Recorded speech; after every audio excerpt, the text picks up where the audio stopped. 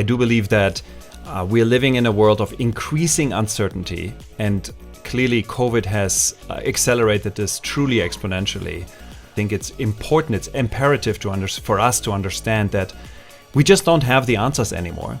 There is more questions to be asked than there's answers to be found. And I think as a business, as a leader in a business and as a business itself, I think it's imperative on us to develop a mindset and a practice around not seeking the specific answer, but being much more open, asking questions, and developing a mindset and a practice to kind of like iteratively move our way forward into this new world of uncertainty. And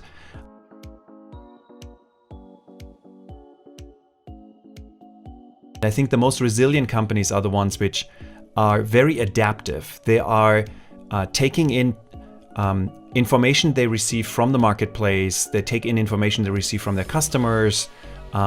They explore what, for example, technology and trends are currently looking like, what they can look like in the future. They spot those weak signals, these early signs of technology being emerging and shifting, as technology has this interesting capacity to creep up on us. We call this gradually and then suddenly.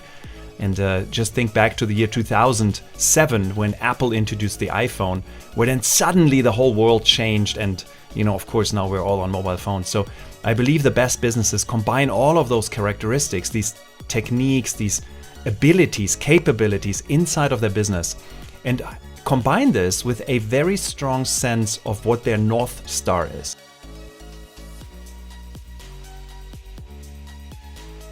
Clayton Christensen, who wrote a book decades ago called The Innovators Dilemma. And he makes this distinction between what he called sustaining innovation and disruption.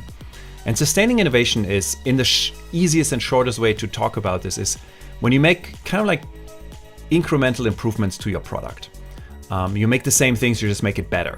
And that kind of makes sense because at the end of the day, the market very often asks you, what's new this year? Like, how do you make this product a little bit better? And we need to invest into this. And that's a very good investment strategy.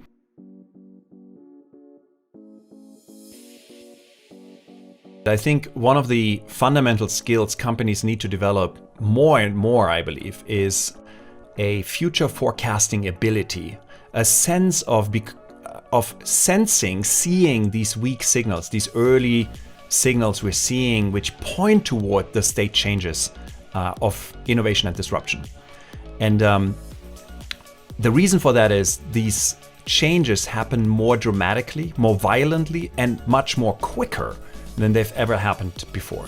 So whereas in the old world, again, like 1980s or 1990s, you might have had 10, 15, maybe 20 years between each of those state changes. These changes now happen much, much quicker. So it becomes imperative for us as leaders, as companies, to become really good at sensing, at spotting those changes early. Because again, to quote Ernest Hemingway, they happen gradually and then suddenly. So it feels like for a long time, nothing is really happening. And then there is a sudden change in the market. So you need to be ready when the market is ready.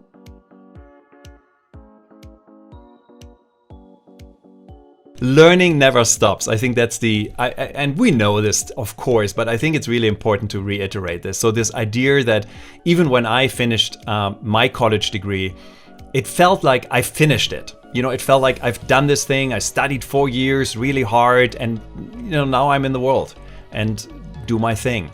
I think that's over. I think what we'll see more and more is we reinvent ourselves every 5 to 10 years, and we continuously need to learn. So a skill, and this is my first piece of advice, is like a skill you can learn is the ability to learn. So become really good at learning, make learning easy for you because you will do a lot of it.